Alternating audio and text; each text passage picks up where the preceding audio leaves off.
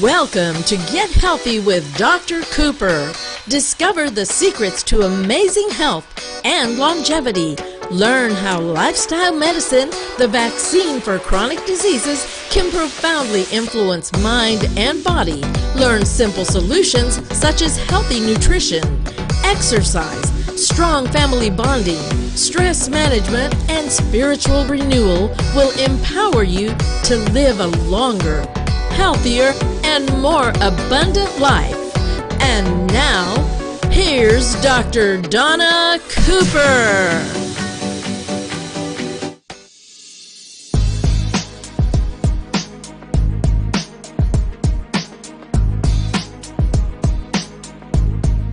This is SARS-CoV-2. It belongs to the family of coronaviruses named for the crown-like spikes on their surfaces. SARS-CoV-2 can cause COVID-19, a contagious viral infection that attacks primarily your throat and lungs. What actually happens in your body when you contract the coronavirus? What exactly causes your body to develop pneumonia? And how would a vaccine work? The coronavirus must infect living cells in order to reproduce. Let's have a closer look. Inside the virus, genetic material contains the information to make more copies of itself. A protein shell provides a hard protective enclosure for the genetic material as the virus travels between the people it infects. An outer envelope allows the virus to infect cells by merging with the cell's outer membrane. Projecting from the envelope are spikes of protein molecules. Both a typical influenza virus and the new coronavirus use their spikes like a key to get inside a cell in your body, where it takes over the cell's internal machinery, repurposing it to build the components of new viruses. When an infected person talks, coughs, or sneezes, droplets carrying the virus may land in your mouth or nose and then move into your lungs. Once inside your body, the virus comes in contact with cells in your throat, nose, or lungs. One spike on the virus inserts into a receptor molecule on your healthy cell membrane like a key in a lock. This action allows the virus to get inside your cell. A typical flu virus would travel inside a sac made from your cell membrane to your cell's nucleus that houses all its genetic material. The coronavirus, on the other hand, doesn't need to enter the host cell nucleus. It can directly access parts of the host cell called ribosomes. Ribosomes use genetic information from the virus to make viral proteins, such as the spikes on the virus's surface. A packaging structure in your cell then carries the spikes in vesicles which merge with your cell's outer layer, the cell membrane. All the parts needed to create a new virus gather just beneath your cell's membrane. Then, a new virus begins to bud off from the cell's membrane. Now, with the virus spreading in your body, how can you develop pneumonia symptoms? For this, we'll have to look into your lungs. Each lung has separate sections called lobes. Normally, as you breathe, air moves freely through your trachea or windpipe, then through large tubes called bronchi, through smaller tubes called bronchioles, and finally into tiny sacs called alveoli. Your airways and alveoli are flexible and springy. When you breathe in, each air sac inflates like a small balloon. And when you exhale, the sacs deflate. Small blood vessels called capillaries surround your alveoli. Oxygen from the air you breathe passes into your capillaries, and then carbon dioxide from your body passes out of your capillaries into your alveoli so that your lungs can get rid of it when you exhale. Your airways catch most germs in the mucus that lines your trachea, bronchi, and bronchioles. In a healthy body, hair-like cilia lining the tubes constantly push the mucus and germs out of your airways, where you might expel them by coughing. Normally, cells of your immune system attack viruses and germs that make it past your mucus and cilia and enter your alveoli. However, if your immune system is weakened, like in the case of a coronavirus infection, the virus can overwhelm your immune cells and your bronchioles and alveoli become inflamed as your immune system attacks the multiplying viruses. The inflammation can cause your alveoli to fill with fluid, making it difficult for your body to get the oxygen it needs.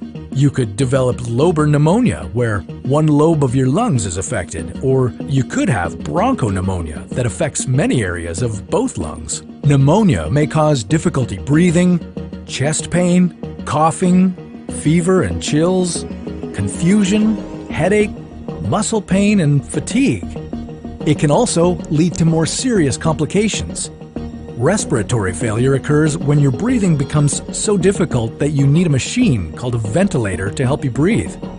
These are the machines that save lives and that medical device companies currently ramp up production for. Whether you would develop these symptoms depends on a lot of factors, such as your age and whether you already have an existing condition.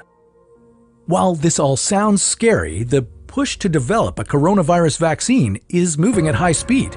Studies of other coronaviruses led most researchers to assume that people who have recovered from a SARS-CoV-2 infection could be protected from reinfection for a period of time.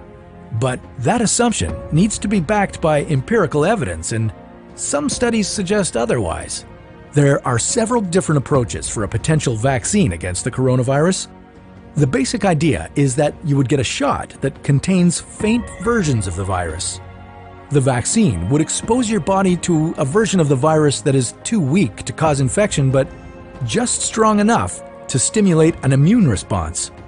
Within a few weeks, cells in your immune system would make markers called antibodies, which would be specific for only the coronavirus, or specifically its spike protein. Antibodies then attach to the virus and prevent it from attaching to your cells. Your immune system then responds to signals from the antibodies by consuming and destroying the clumps of viruses. If you then catch the real virus at a later stage, your body would recognize it and destroy it. In other words, your immune system is now primed. Collecting evidence on whether this will be possible, safe, and effective is part of what's taking researchers so long to develop a vaccine. It's a race against time to develop a vaccine amid a pandemic. Each step in vaccine development usually takes months, if not years. An Ebola vaccine broke records by being ready in 5 years. The hope here is to develop one for the new coronavirus in a record-breaking 12 to 18 months. While all this will take time, stay home if you can, to protect the most vulnerable. And don't forget to wash your hands for at least 20 seconds and as often as possible. This video was a collaboration between Nucleus Medical Media and the What If channel, where... Welcome back, guys. I am back. And you know that if you've been following me, I've been speaking about coronavirus. I mean, there are a lot of us online talking about coronavirus. I have been getting a lot of questions, and that is why I'm back today to see if you have questions so I could answer your questions. But I want us to take a good look. Every morning I wake up and I try to get information. I see the numbers going up, and that brings a lot of fear and anxiety to everyone. You know, I had a patient called me this morning and she asked me, well, I have a fever of 99 and I have some diarrhea. Should I isolate myself? So there is a fear factor in our community. And that's the reason why many doctors are online trying to give you the right information, or the best information we can give you, to keep you calm and focused. Now, my name is Dr. Cooper Dockery. I am an internal medicine doctor and I practice in South Texas. I love to give information on how to stay healthy. So if you've never seen my show before, I would like you to keep following me. Like and share this post, because this post can probably save somebody's life.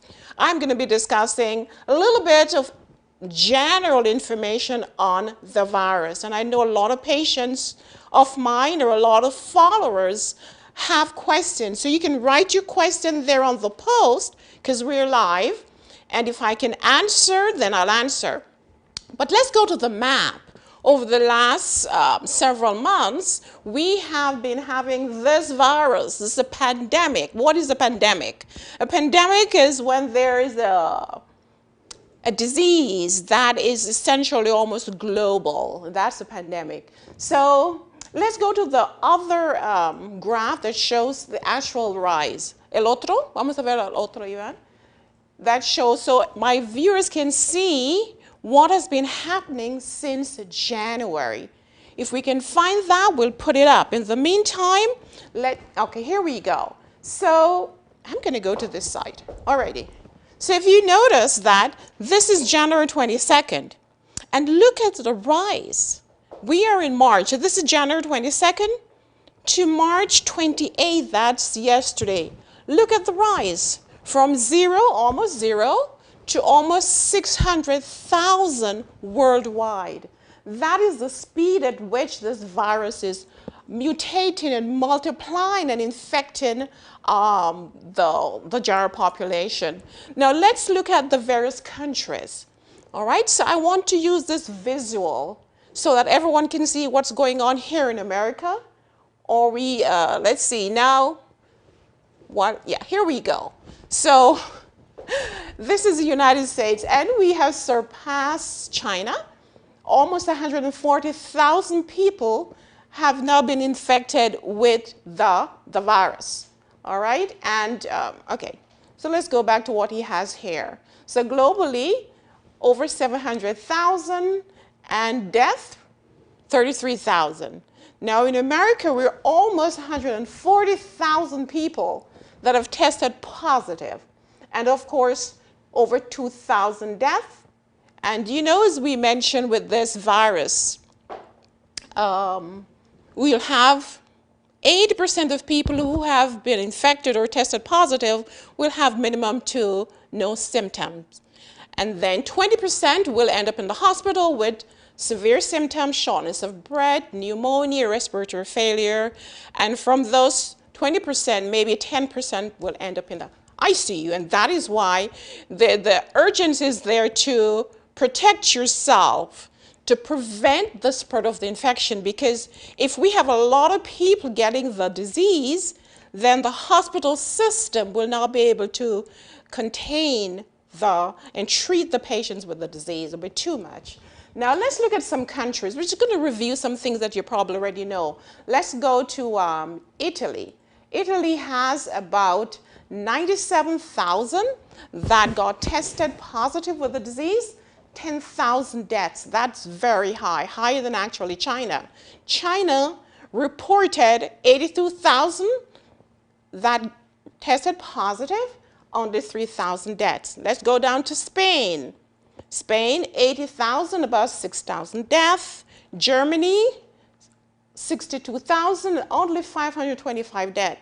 Maybe here in Germany, I don't know what happened here, but maybe the immune system is just superb, and thus many people are able to recover from the disease. France,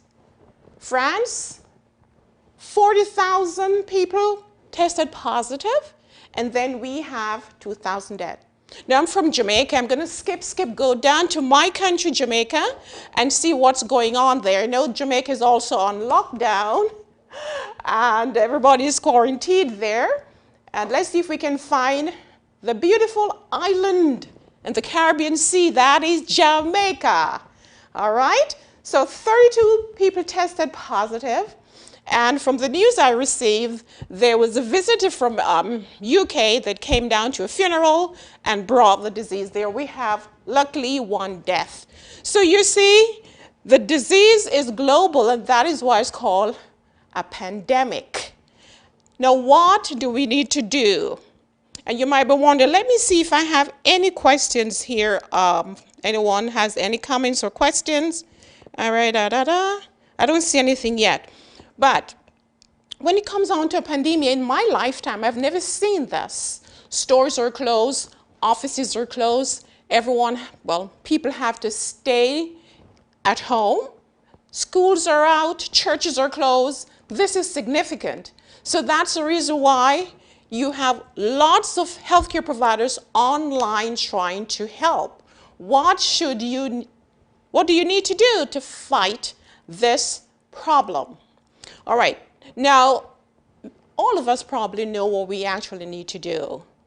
All right, washing the hands, social distancing, wearing the mask, wearing gloves, cleaning surfaces, we all know that. But yet, people are staying home.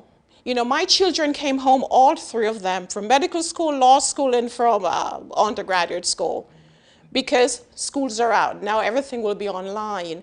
I know a lot of young people believe that, well, I'm young and I have a strong immune system, so I can beat it. But guess what? I was speaking to a friend of mine yesterday. He is a pediatric intensivist, and he reported that his hospital is filled with young people with the disease that are in ICU. So young people, if you're listening to me, be cautious. Stay home and take care of what we're asking you to do. So how do you fight this problem? How do you fight it? All right, I have some cleaning agents that I'm going to be discussing with you right now. So I want you to stay right there. I'm going to take a break, get my stuff here, and we're going to talk a little about what you need to do at home to fight the virus, COVID-19 disease. So don't go away. I'll be right back. We're Foodamed, a great restaurant with a healthy style, serving the best food and 100% vegan. Each dish with an exquisite and unique flavor. Bring the family, enjoy, and eat healthy. The best in food prepared by our chef and highly qualified staff. We're available. Consider us for your next event. All in one convenient location. Foodamed. All our food is plant-based with a variety of dishes. A wonderful variety and delicious. Yes, food is medicine.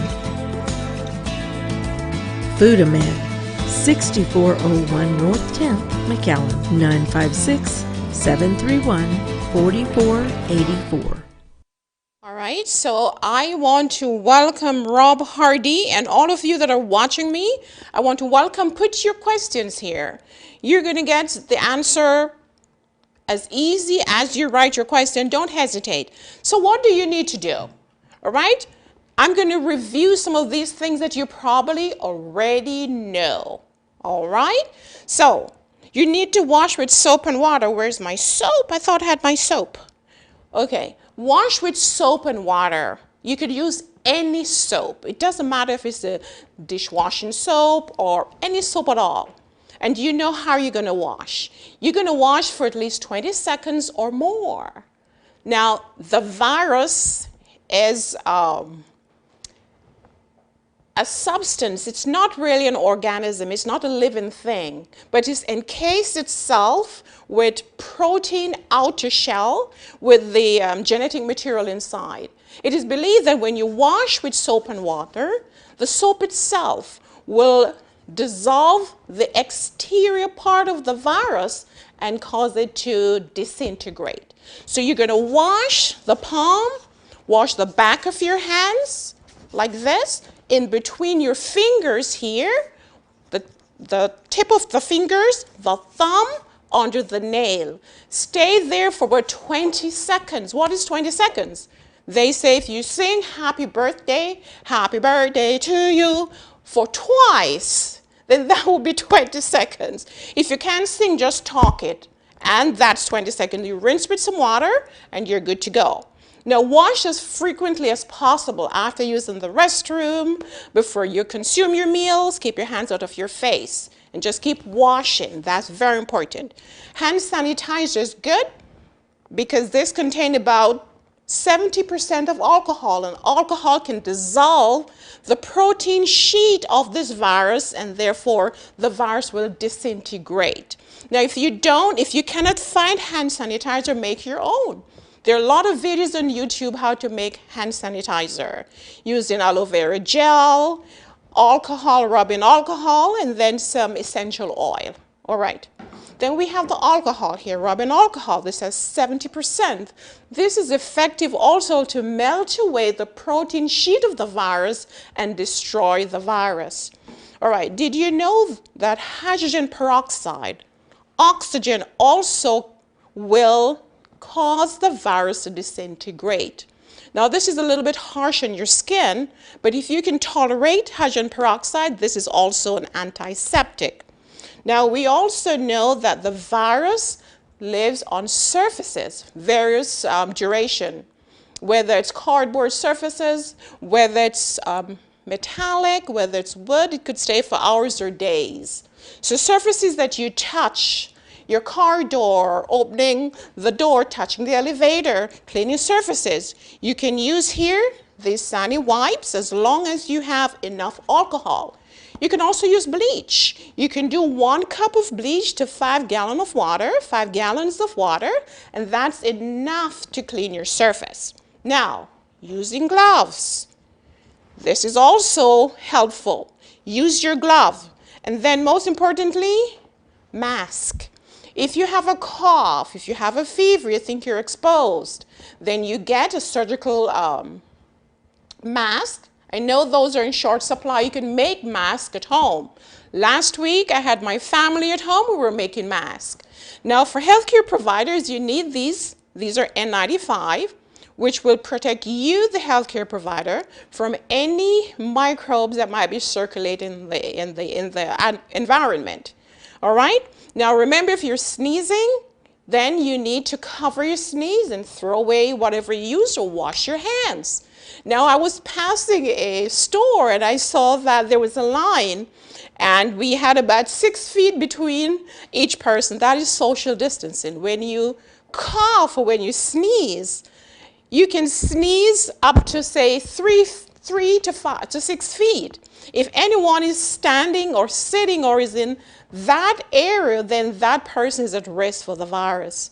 So then keep a distance. Don't hug, don't kiss. It is very difficult saying not to hug, but this time you're going to think that you have the virus or somebody else has the virus. The only treatment for the virus is for us to take care, to take precaution, and stop the spreading of the virus. Now, I know the doctor's offices, patients are not coming in. They're somewhat fearful. So this is what we're doing. Now, if you have a fever, if you have a cough, if you have sore throat, body aches, if you think you have been exposed to someone who tested positive, then you have to self-isolate. You have to isolate yourself, but call your doctor. Most doctors are now on telemedicine, telehealth. We can actually see you via video conferencing and treat you. Now remember that we don't have any medication per se for this virus. Chloroquine and hydrochloroquine, these are just, we're using these as testing medication. So there's no real treatment or vaccine. So isolate yourself. And you might be wondering, so when should I see the doctor? Well, if you start to become short of breath or having some congestion, the fever is worsening, then you go to you call ahead to the emergency room, let them know what's going on so they can get ready to see you, and then you go along. Don't go to the doctor's offices if you have any of these suspicious symptoms. All right? I'm going to take a short break and I'm going to be right back with more information on coping with COVID-19.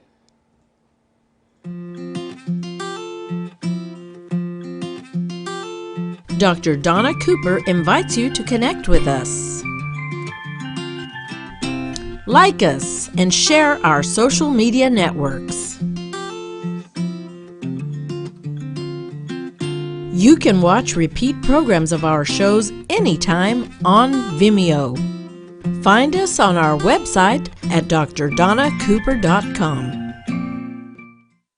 All right, so I want to welcome some of you that are here. I see here Agnes Day, Agnes, welcome. Stay home is safe. I agree. Clinton Box Hill, welcome. And all of you that are watching me, welcome. Like and share the page, because this simple information I'm giving could actually save a life. Now, I gave you some cleaning agent. Now, iodine, betadine is also antiseptic. It's good for virus, but guess what? Sometimes the color is not the best. You can dilute this down, use it on your hands or even to clean surfaces, all right? So let's review cleaning antiseptic agents that are good to disintegrate the coronavirus. So I said iodine solution, alcohol 70%, hydrogen peroxide, the oxygen will cause disintegration of the outer part of the virus. All right, so this is hydrogen peroxide, this is alcohol 70%, this is hand sanitizer, this is your Sani wipe to clean surfaces, soap and water, I forgot my soap, bleach, okay, 1 cup of bleach to 5 gallons of water. 5 gallons of water is helpful. Use your mask if you have to leave home, or if you have a cough or fever or you're sneezing, use this to protect the other people around you. Healthcare providers, we need our N95. Use your gloves so you don't want to touch surfaces. If you go to the supermarket, wipe down the shopping cart before you touch it, or use your gloves. If you go to buy some gas, please use a glove to pump the gas, because we know that the virus can live on surfaces, live on your hands. If you have intact skin, the virus will not penetrate per se, but you can transfer the virus into your own face, in your mouth, in your nostril, in your eyes. The virus will get in your body. So you have to be very careful. All right, guys, so apart from cleaning and using all these chemicals, how else can we really fight this virus? And if you follow me, you will notice that I always speak about building a strong immune system. How do you actually build a strong immune system? While you think of that, let me see if you have questions. All right, Bianca Osuna, thank you. Juana, thank you. Gabriel Peña, welcome. Please like and share. Now, how do you fortify your immunity so that you can fight microbes, you can fight viruses, you can fight infection, you can actually fight chronic diseases? What do you need to do? On one of my shows recently, I gave a recipe for an immune booster. All right? So before I give you the recipe again, let's talk about what you need to do to preserve health. And before I begin to talk about nutrition, let's talk about the mental status. Stress and anxiety can weaken your immune system. So first of all, you have to think positively, have a positive mindset, and then you start your day like that, and that is going to suppress all your negative hormones that cause inflammation and actually suppress your immune system. So positive mindset is important. But one of the big ones here is also nutrition. What should you consume to build your immune system? What are the vitamins that you actually need? I have to go from camera to camera. Thank you. All right. So vitamin A is a big one. It's an antioxidant. Vitamin C is another big one. It's an antioxidant. Vitamin E is important. The B vitamins, vitamin D is a gene stabilizer and prevent gene mutation. Now with viral infection, you know what happened. The virus gets into your cell, it takes over your genetic material, create mutation and then start to replicate and multiply into millions of viruses that will infect your cells. So if you have a high content of vitamin D, then that will help to boost your immune system and actually possibly prevent this replication.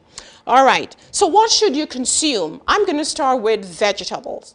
There's a group of vegetables that we call cruciferous vegetables. That's your cabbage, your kale, spinach, collard greens, all these have a high content of nutrients, including, as I mentioned before, even beta-carotenoids, which is an antioxidant. That's going to build your system, boost your system. Now, also, citric fruits, limes and oranges, grapefruits, these are fantastic. Apples are great, pineapples are great. You get a lot of vitamin C from these fruits. And then, of course, we have to think of a whole balanced diet, plant-based whole food. So not only the green leafy vegetables, not only the citric fruits, all the vegetables like red bell pepper, high in vitamin A, high in beta-carotenoids, that will help to improve health, to fight oxidation, and prolong cell life. All right. Then, of course, we need good proteins from our legumes. We need a high content of fiber. We need good carbs. So really, a diet that is strong in plant-based whole food can help to actually build your immune system. And you might say, okay, so I'm eating healthily. Exercise is also important. Exercise is important to increase blood flow, increase oxygenation of the cell. Exercise is medicine. Then what about rest? You know, I always refer to myself that when I feel I'm getting a cold or feeling tired, I know that I need to rest. Because resting, you need to rest at least 7 to 9 hours per night, because that's when your body repairs itself from all the cell injury and damage throughout the day. So if you don't rest, then you can weaken your immune system. So these are very strong points to build the immune system. Let's see. I have a question here from Clinton Boxhill. Can one spread the virus by just speaking to others? Yes, you can.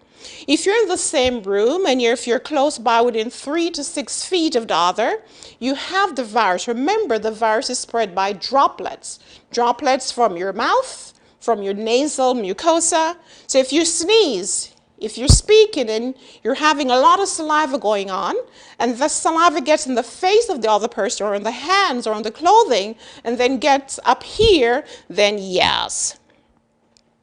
How soon after you get infected will you start feeling the symptoms? Well, it depends, really.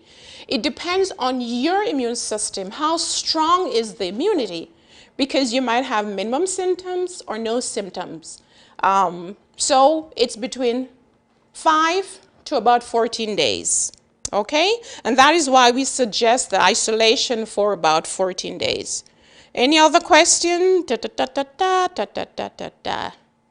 All right, so we're talking about how you can actually beat the virus, and we discussed positive mindset, eating healthy diet, exercising and rest, but you know that trust in God is also important. I was listening to Dr. Neil Ornish this morning, and he was mentioning a study that was done, and we know that there are many studies that show that people who have faith, people who think positive, people who are optimistic, tend to live longer, have better health, stronger immunity than people who are negative or depressed. The other thing is that you need to form strong family bond. Call your friends. Don't be isolated. Call your friends, call your family. No, you can't visit that much. You can't be hugging. You can't socialize much. But spend time on the phone, talking to your loved ones, encouraging somebody else. Doing something for someone will actually be positive to build your immune system. So if you've been following me, you realize that my counsels are the same for just about all diseases, really.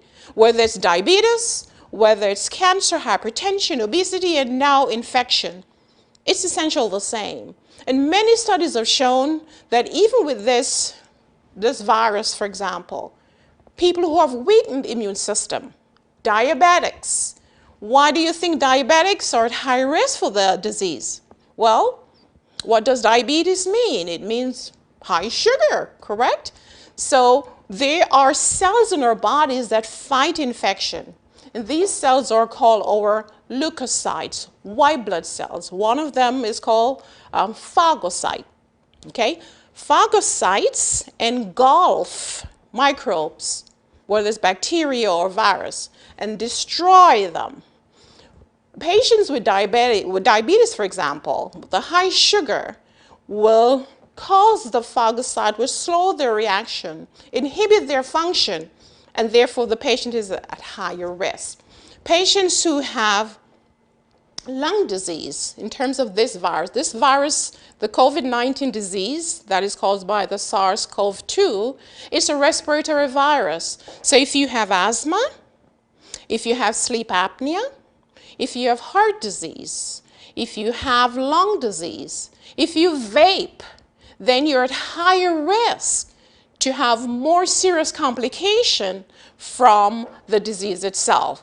So if you're following one of these, and of course if you have suppressed immunity, patients who are on immune suppressive therapy, patients who have cancer, you're at higher risk of getting the disease. Now, as I mentioned earlier on, that if you're young, don't believe that you are immune to the disease. No, you're not immune to the disease, so you have to be careful. Let's see if I have another question here. All right, We don't have any question, guys. Put your questions up, and I'll do my best to give you the answer. Now, a lot of patients are stressed. I called a patient recently. She was crying. She didn't know what to do. She had a fever. She had a cough. Actually, this patient came to my office, and she was weeping, stressed because of the fact that she thought she had the virus. Another patient called. Her blood pressure was high. High blood pressure. She's on 3 different drugs, and we just couldn't control it. She was just so frightened about this coronavirus. So I asked one of my pastors to just talk a little bit about what we can do to suppress the fear.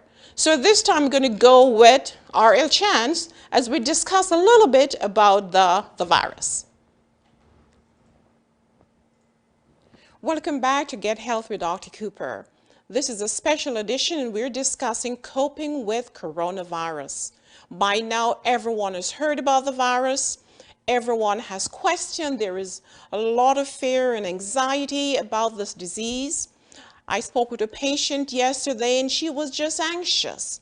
What does she need to do?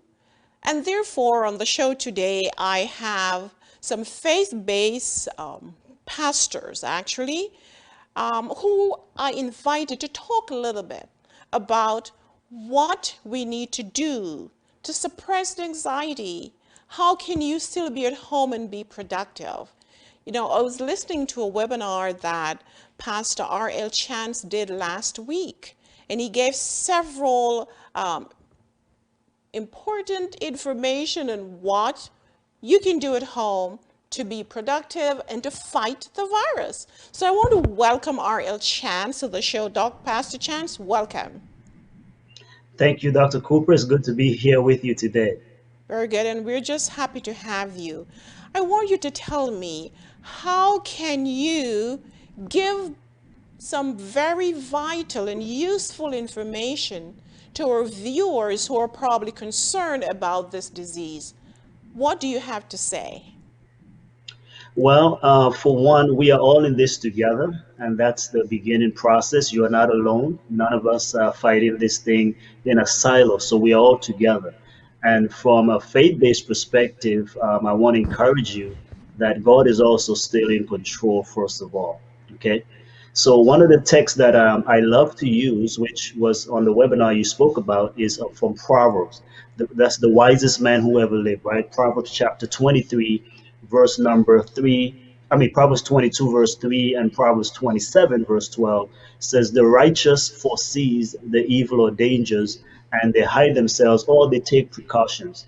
So, because of that, we want to take precautions, which is being proactive, just as all of the health professionals have been given. You, Dr. Cooper, has given wonderful advice. So that's the first basic thing. Let us all practice the precautionary measures that has been given before: washing your hands, appropriate social distancing, and those type of things. Essential traveling only. So if we do that, then we are all participating. That's right. So we need to act as though we have the disease ourselves, staying away from others and doing the basic personal hygiene. But yet people are still anxious. Yes. There are many parents that are at home with their children. There are many parents just are fearful. What should we do? Should we stay in our rooms? I mean, how can we calm their fears? How can they stay productive and therefore distracting their minds from what is happening? Do you have information on that?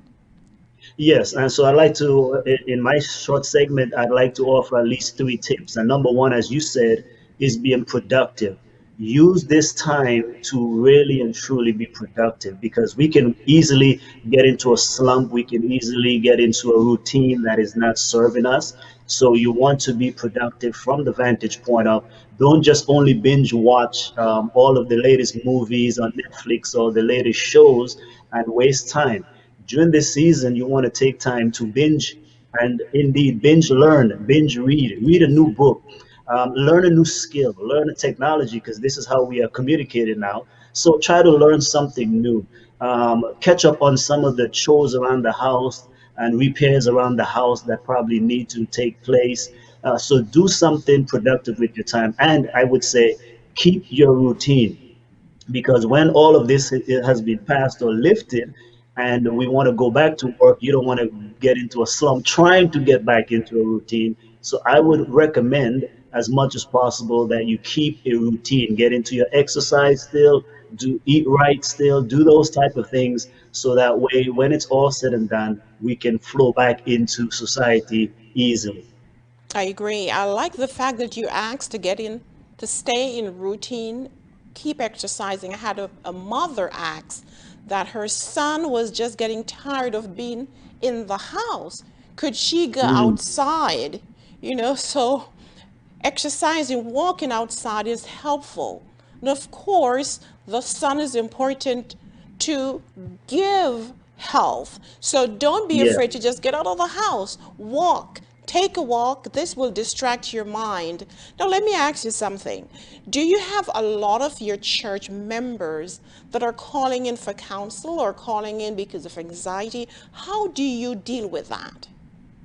Well, one of the things, because we stress being proactive, and again from Proverbs, actually we do not have a lot of them calling in on that. I actually connect with them each night, since we have had this restriction placed upon us.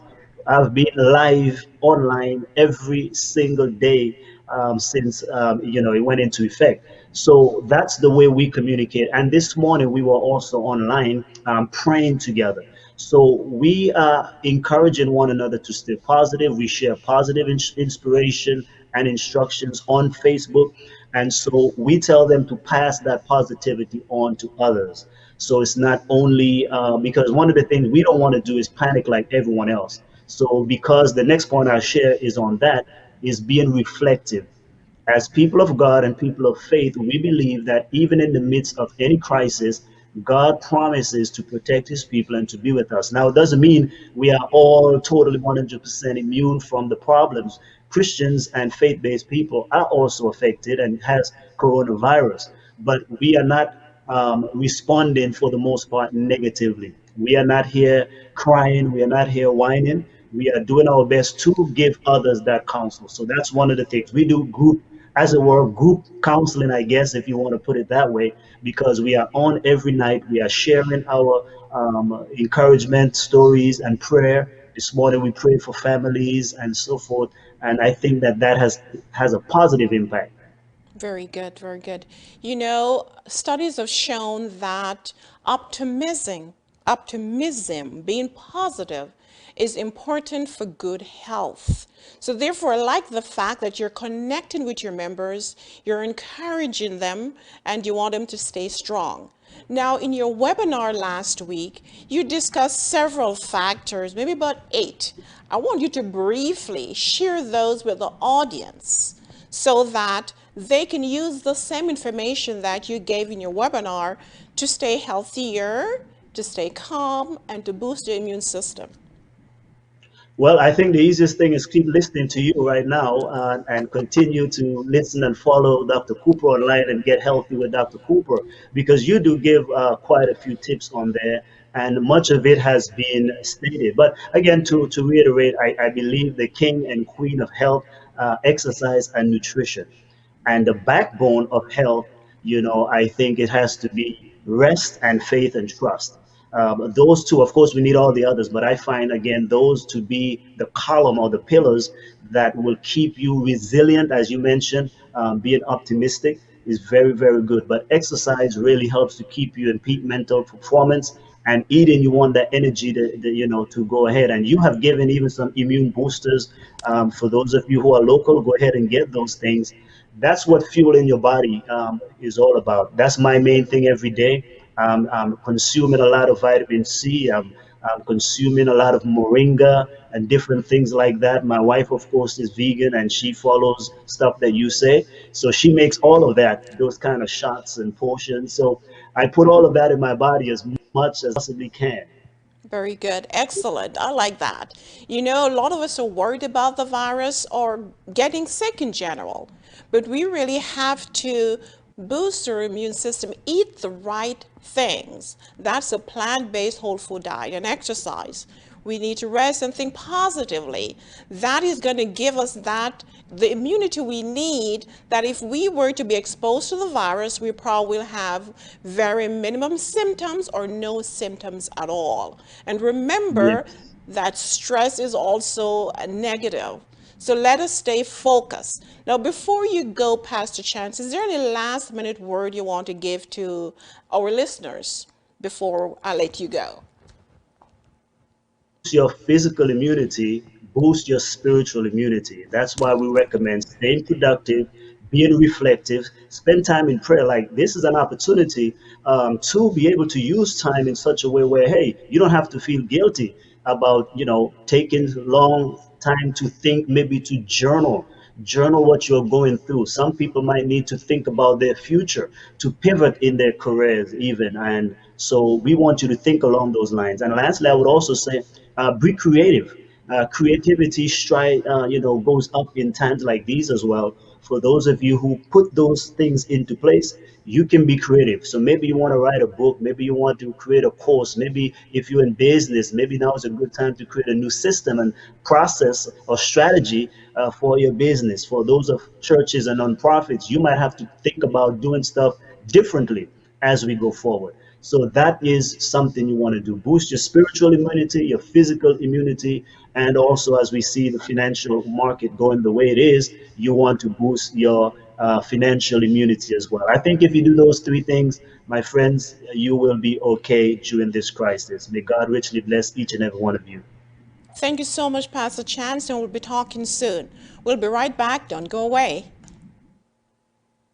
Your doctor delivered some bad news, but the good news is Dr. Cooper's book, Get Healthy for Life, can save your life. Order today at drdonnacooper.com or call 1-844-343-8935.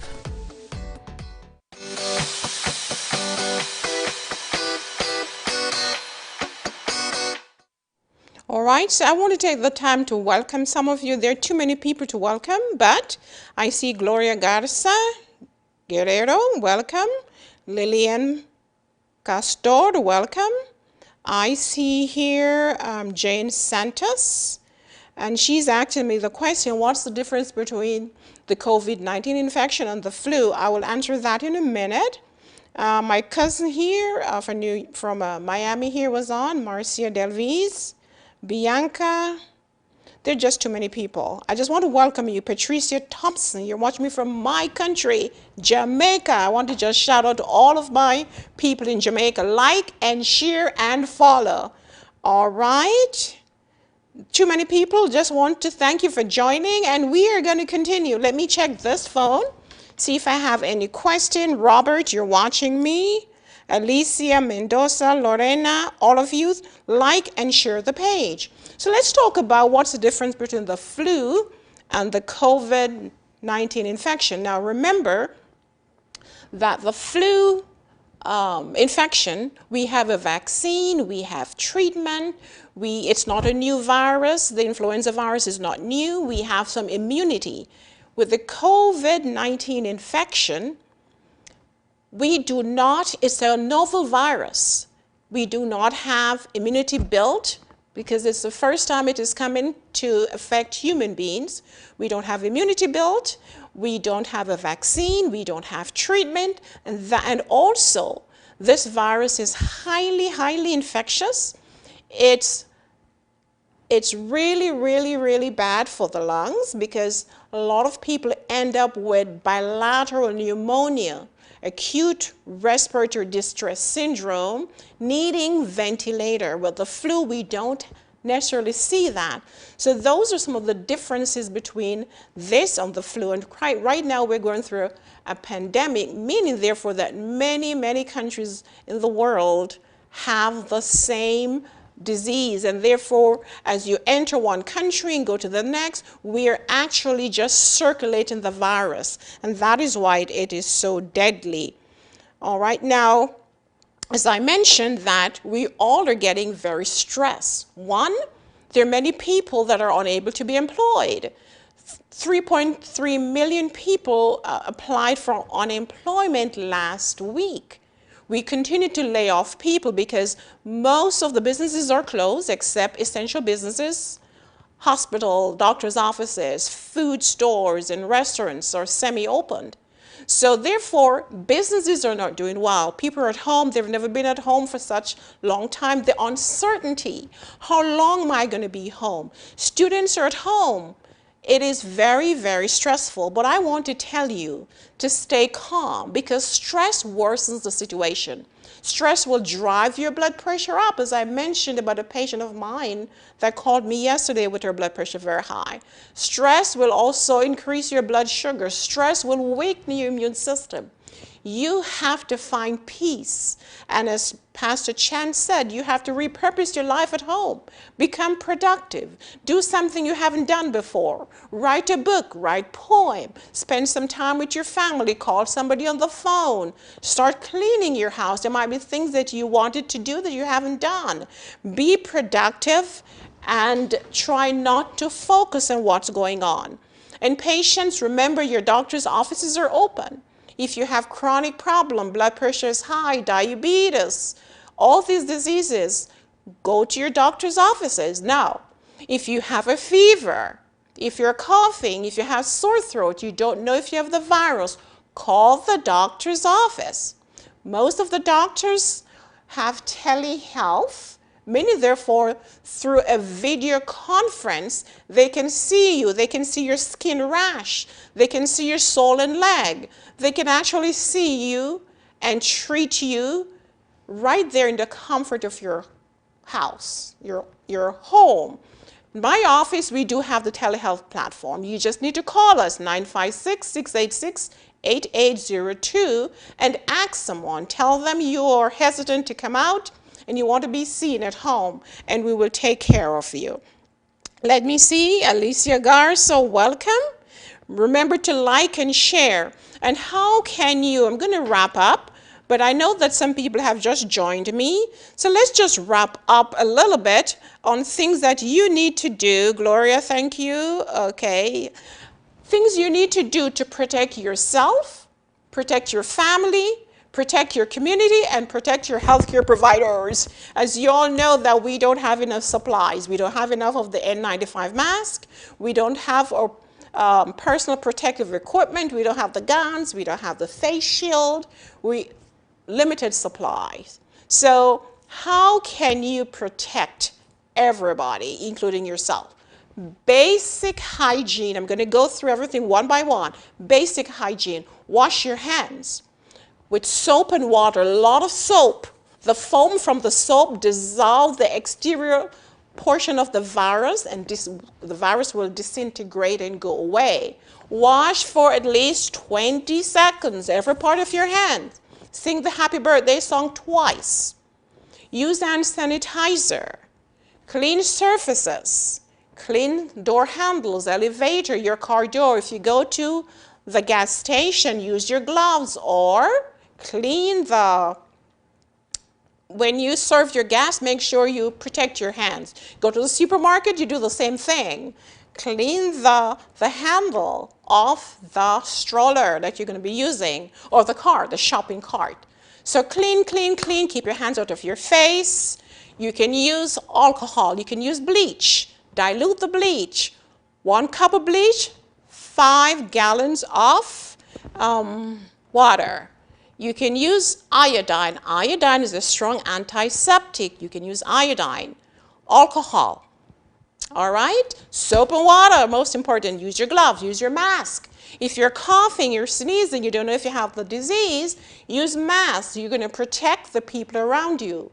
Healthcare providers, please use I'm sure we all know that, our specialized mask. All right?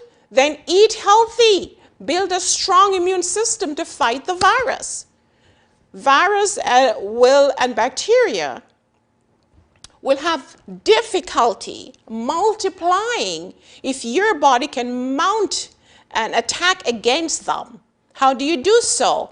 By eating the right food. Lots of vegetable. It doesn't matter what type of vegetable. Lots of fruits and veggies. Garlic, onion, turmeric, cayenne pepper. All these are fantastic to build up your immune system. Exercise will do the same. You must exercise.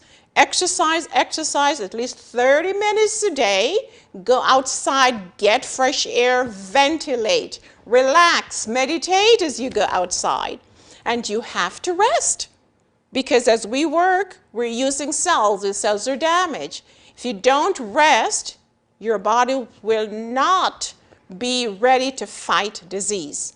Then you need to love one another. Love and happiness is medicine. So you must be positive. Do something for someone else. Have social bonding.